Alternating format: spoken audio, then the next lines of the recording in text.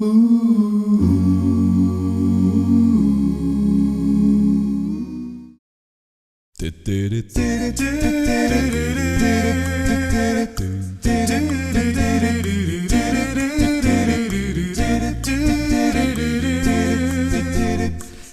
eu sou para viver, livre eu sou para cantar e adorar aquele que merece todo o meu louvor e toda honra que eu puder tributar, porque Ele é o Senhor dos senhores. Tudo em minha vida sei que devo a Deus, reconheço que sou apenas mais um filho seu, e o meu louvor eu vou a Ele ofertar, agora nesta canção que eu canto. Livre eu sou para cantar e adorar aquele que merece. Glória a Deus, paz e graça a todos os irmãos. Em 1900, na década de 1910, 1920, foi feito um recenseamento no Brasil. E o nosso país era um país rural. As pessoas viviam literalmente na roça, né? Era um país voltado para a agricultura e as pessoas viviam em pequenas comunidades. E nessas pequenas comunidades elas se conheciam, elas passavam nas ruas, uma conversava com a outra, sabiam o nome umas das outras, e se alguém traísse o marido, a sociedade toda sabia, né? Todos sabiam até a data de aniversário uns dos outros. Curiosamente, eu fui num casamento de um amigo, e ele casou-se lá numa cidade chamada Santana do Coqueiral, lá em Minas Gerais, uma pequena cidade de 10 mil habitantes. E eu perguntei para ele, mas como que eu vou achar a sua casa, Rodolfo? Ele, não, você chega lá e pergunta onde mora o Rodolfo.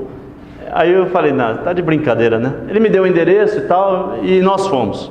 Chegando lá, procuramos a casa dele, realmente a rua, e não estávamos encontrando. Circulando na praça, encontramos lá um matuto, perguntando para ele, o senhor sabe por acaso, né, que a gente até meio preocupado, né, de perguntar, onde mora o Rodolfo? Ele o Rodolfo vai casar hoje, né, com a fulana, tal, e mora ali. Impressionante, né? E de fato a gente foi lá, encontramos a casa dele. Então era uma sociedade muito mais coletiva, onde as pessoas se conheciam e compartilhavam suas vidas. Essa transformação no Brasil foi muito rápida.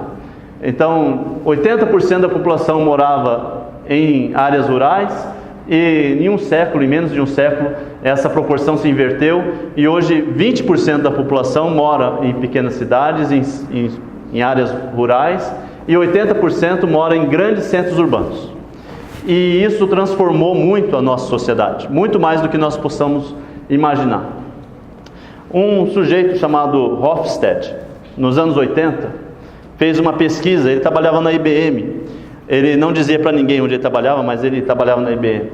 E ele fez uma pesquisa em várias filiais da IBM, onde ele queria saber como que era a diferença cultural de cada país.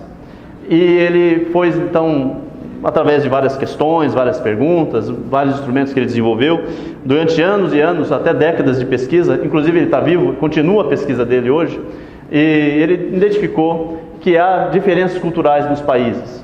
E o país mais individualista de todos, o número 1 em individualismo, é os Estados Unidos. E o número 1 em ser coletivista são os países da área asiática, lá na China, né? E os países também, muito próximos, os países do Oriente Médio, onde hoje, sim, normalmente países árabes, né? Mas na época de Jesus eram países que não eram muçulmanos, porque os muçulmanos ainda não tinham existido, não tinham surgido. Então a gente pode identificar que aquela área onde a igreja nasceu era uma área extremamente coletivista. Coletivista que assim, o outro é muito importante, a sociedade onde eu estou inserido é muito importante. E o Brasil, onde ficou nessa pesquisa? Né? Os Estados Unidos, em primeiro lugar, individualismo. Países árabes, países do Oriente, Extremo Oriente, o extremo exatamente do coletivismo. Bom, o Brasil ficou na meiuca, né? Nós estamos no meio. Mas se nós formos analisarmos principalmente os nossos grandes centros, nós vamos subir, né, e vamos nos aproximar muito dos Estados Unidos nesse individualismo. Porque nós moramos em casas, queremos morar em pequenos apartamentos, não queremos, né? Mas aqui em Brasília, como é que você vai morar em um grande apartamento? Mas a pessoa vai morar sozinho, vai aumentar o número de solteiros, aumenta o número de pessoas que vivem isoladas, de modo que você não sabe quem é o seu vizinho de porta. Você mora às vezes 10 anos em um apartamento e não sabe sequer o nome do seu vizinho, né? Só vai falar com ele se acontecer algum problema no andar. Então isso daí nos afasta muito, e nós não temos experiências de conhecer pessoas. Isso transforma um desafio de pregar o Evangelho em um desafio muito maior. É muito difícil hoje pregar o Evangelho nos grandes centros urbanos. As pessoas estão encasteladas, né, nos seus ninhos, nos seus pequenos refúgios, e elas não conversam umas com as outras. Foi feita uma pesquisa, eu não lembro exatamente aonde, eu estou pegando de memória, eu li essa pesquisa, mas eu lembro que foi muito forte isso. O que você mais sente falta em Brasília? Né? Foi feita então uma pesquisa na cidade de Brasília para todos que moram aqui, não só quem veio de fora, mas todos que moram aqui também. E sabe qual foi o número 1 da coisa que as pessoas mais sentem falta aqui nessa cidade? Da família delas. Está aí no slide, né? Eu já falei, né? Mas tudo bem. E o segundo? Os amigos, os relacionamentos, as pessoas amadas. E depois, quem morava na praia sente falta da praia. Realmente, quem vem da costa, né, sente muita falta. E depois, oportunidades de emprego. As pessoas sentem falta das oportunidades de emprego aqui, são diferentes, né? Aqui praticamente é concurso ou concurso, e depois do concurso você tem outros trabalhos muito difíceis. Outros sentem falta da vida noturna aqui em Brasília. Não tem os points, não tem as baladas, não tem o lazer noturno igual tem nas outras grandes cidades. Agora eu acho que talvez, se fosse fazer essa pesquisa agora, talvez já teria muitos eventos assim. Outros sentem falta da chuva, né? Aqui é a cidade seca, tempo da época da seca, sentem falta do tempo úmido e tudo. E outros sentem falta do calor humano, mas quase que entra junto com os outros itens lá no início. Mas o que você percebe quando você vê essa lista? O que as pessoas mais sentem falta no fim? É de gente, é de amigos. Elas sentem falta de ter relacionamentos, sentem falta da família. Eu tenho no meu cartão de visita o slogan aqui para a igreja, e quando a gente faz algum comunicado eu coloco esse slogan: a Igreja de Cristo é sua família em Cristo, né? Nós queremos ser a sua família em Cristo. Se você sente falta de família, vem estar conosco, vamos ser família um para os outros.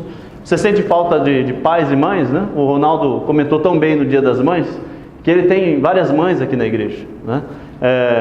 Eu já falei também isso outras vezes, e como ele, toda vez que eu falo, eu também me emociono, né? Eu tenho várias mães na igreja, eu sinto isso, eu sinto que tem irmãs que realmente oram por mim como se fossem mães, né? Nós podemos ser família um dos outros, podemos viver em família e devemos viver em família. Passa, por favor. E aí nós voltamos àquela passagem que nós estamos estudando nesse mês aqui. A passagem está em Atos 2, 42 até o 47. Eu sublinhei algumas palavras aqui, mas eu queria destacar, né? Então eles se dedicavam ao ensino dos apóstolos. Quem que eram eles? Os irmãos que se converteram, os irmãos que viviam juntos. Como é que começou a igreja? Foi assim, eles se dedicavam ao ensino dos apóstolos. O que nós fazemos aqui aos domingos? Nós ouvimos a palavra de Deus, nós estudamos a palavra de Deus na escola dominical, nós nos dedicamos ao ensino dos apóstolos, que estão registrados no Novo Testamento, né? Jesus disse que iria passar aos apóstolos a verdade, e eles iam poder então ensinar como é que a igreja deve viver. Eles se dedicam à comunhão, a ter as coisas em comum, a passar tempo juntos, a conversar, a compartilhar suas vidas, ao partir do pão e as orações. Nós partimos o pão aqui, acabamos de fazer isso, a ceia do Senhor. Como é importante a ceia do Senhor?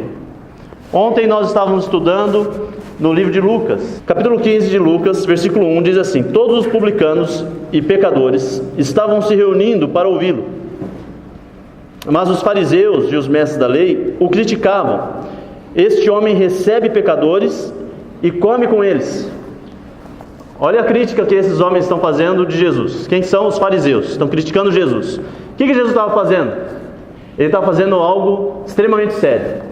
Ele estava se reunindo com pessoas, recebendo pessoas, e o que ele fazia com essas pessoas? Ele comia com eles. Grande afronta para os fariseus. Receber alguém, receber um grupo, um homem com posses, ou alguém com um grande líder, que podia estar na casa de alguém, e essa pessoa com posses recebendo pessoas, era até normal. Um fariseu recebia pessoas em casa, mas ele não comia com eles. Ele não se juntava, ele não compartilhava. Receber alguém em casa e comer com eles era sinal de fraternidade, era sinal de perdão, era sinal de aceitação, era um gesto tão profundo que era compartilhar o alimento. E compartilhar o alimento numa época em que havia muita escassez de alimento era o mesmo que compartilhar a vida. E Jesus está compartilhando com pecadores. Ele está recebendo pecadores, ele está comendo com pecadores e publicanos, pessoas que não eram dignas diante dos fariseus de estar no reino dos céus. Esse banquete, ou essa ceia, ou esse momento que Jesus está recebendo essas pessoas, está prefigurando o grande banquete, onde Jesus há de compartilhar com todos nós pecadores, nós que somos indignos, nós que não merecemos. Jesus está nos recebendo, assim como nós recebemos hoje os irmãos, e nós compartilhamos com os irmãos nossa vida, nós estamos nos confraternizando com os irmãos, nós estamos compartilhando o nosso alimento, nós estamos compartilhando o nosso perdão, porque recebemos perdão de Jesus e queremos compartilhar com os irmãos. Então, quando nós participamos da ceia, irmãos, é algo valoroso. Se você, por um acaso, tem algum problema e não pode ir no domingo, aí você pensa, poxa vida, não tem problema de eu faltar na igreja. Mas para Jesus tem. E aí depois ele conta a história da ovelha perdida. Tinham 100 ovelhas reunidas, mas uma estava faltando. O que Jesus fala? Vá atrás dessa uma. Vá atrás dessa uma. Porque essa uma, ela tem valor para Jesus. Cada vida na igreja tem valor para Jesus. E nós devemos considerar o valor de cada irmão que hoje não está aqui conosco. Por algum motivo não está conosco. Ela está extraviada. Talvez ela esteja cansada. Talvez esteja doente. Talvez esteja só perdida, não sabe como voltar. Quem que pode ir até essa ovelha? Quem que pode ir resgatar essa ovelha? Eu não sei quem, mas Jesus quer que você faça isso. Posso dizer que Jesus quer que você faça isso. Ele deseja que nós percebamos a falta que um irmão faz. Tem uma jovem que vinha nos visitando aqui recorrentemente, e ela de repente não vem mais. Eu não sei onde ela está. Aí você pode perguntar, Otávio, por que você não ligou para essa irmã? Eu não sei. Talvez porque eu seja homem e não me senti bem de ligar para ela. Talvez porque eu fui tomado pelos meus afazeres e não lembro de contactar essa jovem. Mas cada um dos irmãos aqui poderia estar fazendo isso. E se nós estivéssemos nos nossos pequenos grupos, alguém desse pequeno grupo iria estar fazendo esse trabalho. Alguém teria contactado essa moça. Ela estaria em contato com a igreja durante a semana, não é? Então, eu estou aqui querendo trazer para os irmãos a importância de nós vivermos em comunidade, e os pequenos grupos ajudam muito nisso. Voltando então aqui, falar sobre o partir do pão. É muito importante, irmãos. Não falte, não deixe de vir à comunhão nos domingos, porque nós precisamos celebrar a vida que Jesus nos deu. Nós precisamos confraternizar com os irmãos. Nós precisamos ouvir a palavra de Deus, não é? Então todos estavam cheios de temor, e muitas maravilhas e sinais eram feitos pelos apóstolos. Todos os que criam mantinham-se unidos e tinham tudo em comum. Vendendo suas propriedades e bens, distribuíam cada um conforme a sua necessidade. E todos os dias, quantos dias?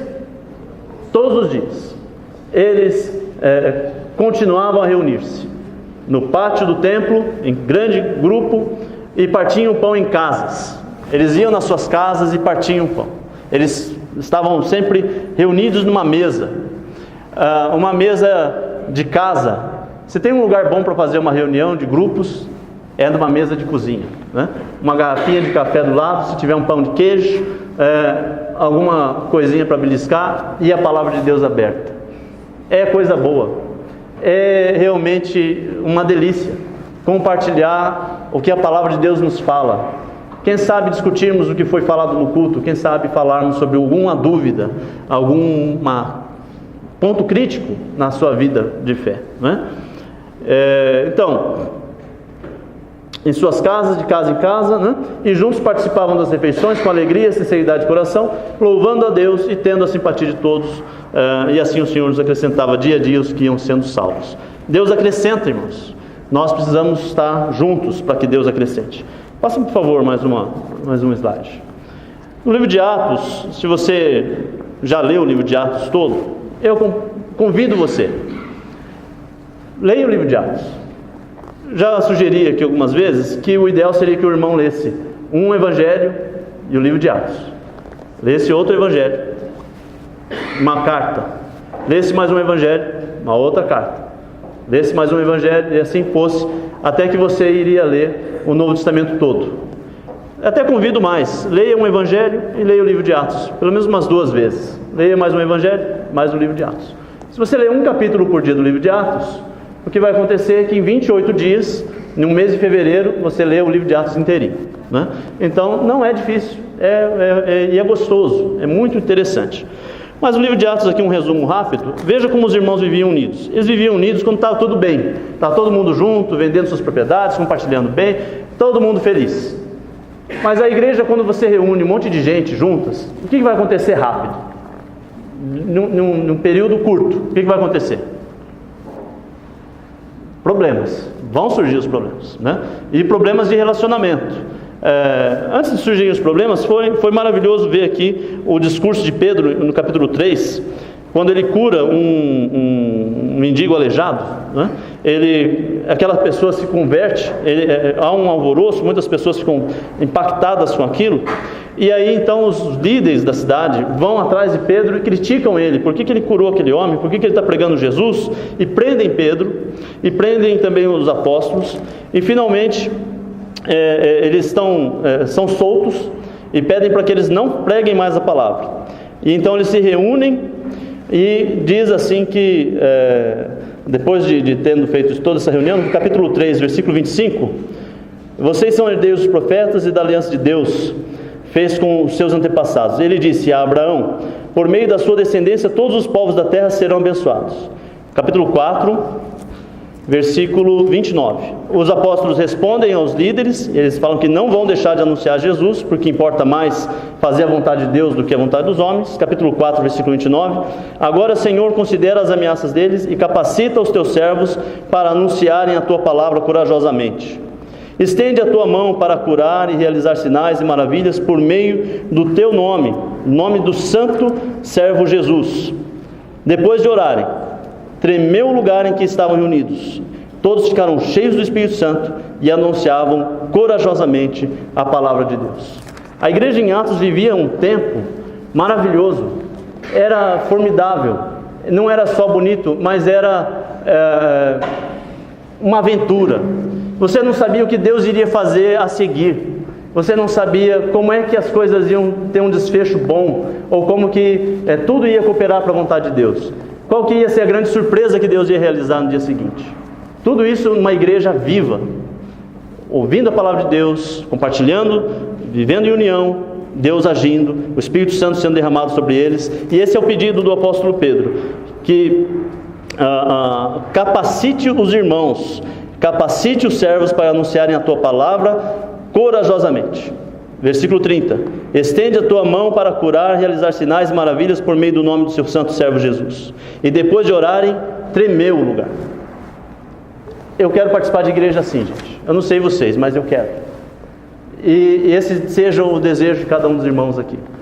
Isso pode ser realidade e deve ser realidade. Bom, no capítulo 5 tem aquela ocasião de Ananias e Safira, e os irmãos continuam unidos. No capítulo 6, eles têm um problema de divisão de bens. Algumas viúvas de fala grega, elas não falavam hebraico, e elas eram tidas, então, elas eram esquecidas. E aí eles reclamaram, E os apóstolos decidiram então consagrar 7 diáconos para poderem atuar melhor e distribuir as tarefas. Alguns acham que isso aqui foi um momento em que os apóstolos fraquejaram, que eles ficaram orgulhosos, que eles falaram: nós não devemos parar de orar e nos dedicar à palavra para servir mesa, como se servir mesa fosse algo menor. Quem faz uma crítica dessa com certeza não entendeu a necessidade de a igreja ter as tarefas bem definidas e ter as tarefas bem distribuídas e de usar bem os dons de cada irmão. Quem tinha dom para pregar e anunciar corajosamente a palavra de Deus eram os apóstolos, e eram poucos. Precisava ter outras pessoas que estariam então disponíveis e usassem o dom delas de servir e de distribuir os alimentos. E aí foi então escolhido os 7 diáconos, e a igreja crescia, e a igreja estava unida, mas tinha problemas. Nós precisamos saber encarar os problemas da igreja. Imaginar que a igreja é um lugar que não tem problemas vai trazer muita frustração e muita dificuldade. E na primeira dificuldade que vai acontecer, você vai pensar: eu não vou mais fazer parte dessa igreja, porque ela tem dificuldade, tem pecador aqui. Oi, irmãos, é claro que tem pecador. Se você olhar para a vida de cada um dos irmãos aqui, você vai achar. Se você ficar se mirando exatamente em um outro ser humano, você vai cair. Mas o que Paulo fala? Nós deixando para trás as coisas que para trás ficam, prosseguindo para o alvo que é Cristo, nós vamos adiante, né? Então miramos em Jesus e continuamos. Enfim, capítulo 7, houve a perseguição à igreja, começa uma perseguição grande, Saulo lidera essa perseguição e o Estevão então é capturado. Ele faz um pronunciamento no Sinédrio, e esse pronunciamento é corajoso, confrontador. Corajosamente, assim como foi pedido na oração de Pedro, ele foi lá diante dos homens, e assim como Jesus tinha dito: vocês vão estar diante das autoridades, vocês serão perseguidos, mas não tema, porque eu hei de dar a vocês, através do Espírito Santo, o que vão falar. E o Estevão fez exatamente isso, e ele pagou o preço por isso. Ele foi o primeiro mártir da igreja, e a igreja perdeu esse grande homem, mas os céus ganhou esse grande homem, porque ele, antes de morrer, sendo apedrejado, levantou os olhos para os céus e disse: Senhor, perdoa-os, porque não sabem o que fazem. Ele viu Jesus, a destra de Deus, né? Ele viu o trono. Olha, morrer assim vale a pena. Vale a pena. Eu não temo morrer dessa forma. Vendo Jesus, vendo o trono, pode me levar. É assim que realmente um mártir foi levado. Enfim, a igreja começou a ser tão perseguida. No capítulo 8, Saulo estava ali consentindo na morte de Estevão. Naquela ocasião desencadeou-se grande perseguição contra a igreja de Jerusalém. Todos, exceto os apóstolos, foram dispersos pelas regiões da Judéia e de Samaria. Alguns homens piedosos sepultaram Estevão e fizeram por ele grande lamentação. Saulo, por sua vez, devastava a igreja, indo de casa em casa, arrastava homens e mulheres e os lançava na prisão. E mesmo diante da perseguição, e mesmo quando eles foram dispersos, e mesmo estando longe uns dos outros, eles estavam unidos. União em qualquer situação. Qualquer situação. Unidos, né, pelo Evangelho. Unidos no Senhor Jesus. Unidos pelo Espírito Santo. Unidos pelo poder. Unidos em qualquer circunstância. Nesse sentido, irmãos, nós temos que entender que a igreja precisa ter uma estrutura. Essa estrutura foi proposta. Logo que nós chegamos aqui, nós pensamos nessa estrutura. E por algum motivo a gente acabou meio que nós não conseguimos seguir exatamente o modelo que nós queríamos. Mas nós queremos agora retomar esse modelo. E a ideia é a seguinte, que há uma estrutura semanal. Há algumas coisas na igreja que acontecem toda semana. O culto de celebração, aquele encontro, né? Eu já falei para vocês aqui, a minha avó era italiana, e ela fazia uma macarronada no domingo. E os irmãos, os 6 filhos dela se reuniam na casa dela, e era uma festa, era uma celebração. A gente comemorava, sabe? Era muito bacana. Os primos todos juntos, a gente, um machucava o outro de vez em quando, enchia as paciências do outro, mas era uma união, era uma família. O meu pai conversava com o irmão dele, eles tinham lá os problemas, mas tinha união. Quando a minha avó morreu, sabe o que aconteceu? Não tinha mais macarronada do domingo, não tinha mais aquela celebração, a família se dispersou. Essa união no domingo, para nós celebrarmos, para nós estarmos juntos, para nós cantarmos juntos, para nós nos alegrarmos juntos, é fundamental. Precisa acontecer toda semana. A igreja precisa fazer um culto o mais entusiasmado possível. O que é entusiasmo? Em Deus, a palavra Deus, asmo, dentro da alma. É Deus na alma, né? É Deus dentro, é Deus no lugar. E aí então nós vamos estar juntos, entusiasmados, cheio de Deus, cheio do Espírito Santo, louvando, celebrando, comemorando e clamando juntos, né? Tudo faz parte do culto e acontece toda semana. Tem a escola bíblica dominical, né? Esse segundo quadrado aí. A escola bíblica dominical é onde nós vamos perseverar juntos na doutrina dos apóstolos. Nós precisamos também desse ensino. Precisamos estar todos juntos, só ouvindo a palavra, mas precisamos de um momento em que podemos conversar, perguntar, tirar dúvidas. E isso acontece na escola bíblica. E se você vem só para o culto, então você está perdendo uma oportunidade que está acontecendo toda semana e que é essencial, que você deve participar. E deve ter os grupos, que nós queremos ter os grupos. Interessante que nós começamos a falar aqui e eu vi que tem as mulheres organizando, né, os grupos de oração nas casas da Cida e da Cleusa. Eu louvo e quero incentivar e quero dar os parabéns para quem teve essa iniciativa. Deve haver grupos de oração, grupos de confraternização durante a semana, não é? Sempre que puder, nós devemos, para ter os grupos, precisamos ter treinamento de líderes. Os grupos precisam ter líderes treinados, senão os grupos não vão estar bem assistidos, né? É importante ter esses líderes treinados. E aí nós vamos convidar todos aqueles que quiserem ser treinados para que participem desses treinamentos. Depois vão ter eventos na igreja que acontecem de tempo em tempo, como o evento que vai ter agora do Jaime Camp, como eventos que teve com o Álvaro Pestana, como eventos que tem o acampamento, o congresso feminino, o CRE, o Enoque. Tem muitos eventos acontecendo na igreja. E é bom, e eu quero incentivar os irmãos, procure saber onde está acontecendo esse evento, como que faz para participar, se planeje e vá. Vá nesses eventos, você vai ser edificado, porque é muito bom estar com os irmãos em tempo intensivo, recebendo, né, a palavra de Deus. E, enfim, tem os ministérios. Os ministérios é importantíssimo, irmãos. Se você não está ministrando, se você não está servindo, então alguma coisa está acontecendo. Qual é o ministério em que você está servindo? Se você tem dom administrativo, vá servir lá no ministério administrativo. Se você tem dom, mesmo no administrativo, se você tem dom administrativo, você pode ajudar em todos os ministérios. Qualquer ministério precisa de uma certa organização, de arquivos, de bancos de dados, precisa de um bom trabalho, de planejamento. Se você tem esse dom administrativo, procure usar o seu dom nesses ministérios. Pode passar mais um. Então essa é a organização, vamos dizer assim, geral, né? Quais são os tipos de grupo que existem? Tem grupos temáticos: Casados para Sempre, o Financial Crown, o Homem ao Máximo, Mulher Única, Como Criar Filhos. São grupos que têm uma apostila, 14 lições, e ele tem uma data para começar, uma data para terminar.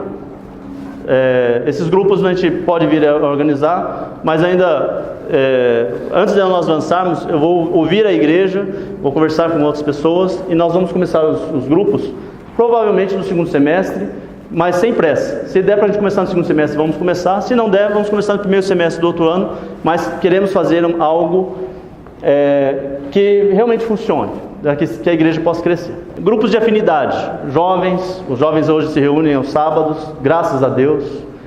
É tão bom que os jovens tenham sempre tempo para estar aos sábados juntos. Para fazer o quê? Só para estudar a Bíblia? Não, eles jogam bola juntos, eles vão no parque, eles brincam, cantam, passam tempo juntos. Mas isso é edificante? É muito edificante. Eu ia para a casa da Alessandra namorar às 2 horas da tarde, no sábado. Aí a gente ficava lá namorando. Assim, nosso namoro era diferente, porque a gente jogava War, jogava Jogo da Vida, tinha os meus cunhados lá na sala, às vezes... E aí eu tinha 10 minutos final para, de fato, namorar com a Alessandra, né? Aí a minha sogra fazia um lanche com sardinha e cebola, antes de eu ir embora. Muito estrategicamente. Depois que a gente terminou de namorar, que a gente casou, ela nunca mais fez o tal lanche. Interessante, né? Mas bom. Mas depois que eu saí da casa dela, eu tinha minha vida dupla, né? Eu ia lá para casa do Renato, com o Rogério, e às vezes tinha outro amigo que era o Francisco, e a gente ficava lá, cantando, conversando, cantando hino. A gente pegava, tinha um hinário lá com umas 60 músicas, 100 e tantas músicas, né? Um monte de música. E aí a gente cantava tudo, música do acampamento, música da igreja.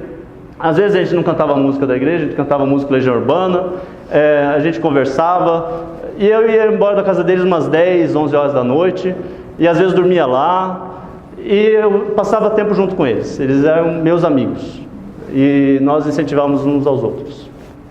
Para que isso? Era isso, não tem um para quê. Passar tempo junto, né? E na casa um do outro, compartilhar o que você tem para compartilhar. A gente falava de faculdade, falava enfim, era muito bom. Sinto falta de a gente fazer isso mais vezes, né? Sábado, sexta agora a gente fez um pouquinho, né? Foi bom. Grupos de mulheres podem se reunir para trocar ideias, para conversar, para serem amigas.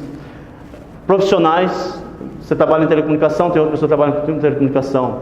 Conversa com essa pessoa. Você trabalha com vendas, outro também. Um trabalha com imóveis, outro também. Se reúnam. Para quê? Para falar disso aí. Mas e Bíblia? Não, você pode orar, pode cantar, mas tenham amigos na igreja e convidem outras pessoas que fazem parte desse mesmo métier e só. Você fala, qual é o propósito disso? É isso. O propósito é esse mesmo, estar junto. Não tem Você fala, mas isso é espiritual? Porque feito em Jesus é espiritual. Nós somos muito influenciados pelo grupo no qual vivemos. Se você convive com a igreja, você é influenciado pela igreja.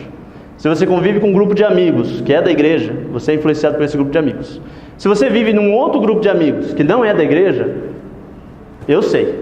Só de conversar com você um pouquinho, eu sei que você vive mais tempo nesse grupo de amigos que não é da igreja, porque as suas conversas, as suas prioridades, o seu lazer, tudo vai ser diferente. Mas se você vive num grupo com pessoas da igreja, tudo muda. Só porque você tem amizade com as pessoas. É isso. Então, tem aí todos os tipos, línguas estrangeiras, de repente você quer aprender inglês. Convide um grupo de amigos que também querem aprender inglês e se reúnam aqui na igreja. Quiser se reunir na igreja, quiser usar uma sala, na sua casa, faz onde você quiser, né? Outros assuntos, muitos outros assuntos. Grupos de visitação a hospitais, grupo de visitação a penitenciária, grupo de visitação aos irmãos. Grupos que se reúnem para fazer arte, né? Não fazer arte como a gente fala, as crianças fazem arte e tal. Fazer arte, pintura, crochê. E aí esses resultados você pode vender e ofertar na igreja. Pode ser uma campanha evangelística, pode ser... Enfim, irmãos, tudo isso daqui, você não precisa pedir autorização para ninguém aqui na igreja. Você conhece alguém, você quer começar, você pode começar. Não é nada controlado, específico. Quiser assistir filmes, quem gosta de filme, conhece outra pessoa que gosta de filme, junta todo mundo na casa de alguém, compra umas pipocas de micro-ondas e vão assistir filme. Se possível, filmes cristãos. Mas depois de um tempo vai acabar os filmes cristãos. Assistem filmes edificantes, filmes que falam sobre a vida, filmes de comédia, juntos. Passem tempo juntos, enfim. Por fim, nós temos um tipo de grupo que nós temos, que é o casa, que é comunhão, estamos juntos, amor, amamos uns aos outros, servimos uns aos outros, e almas, que é para convidar pessoas.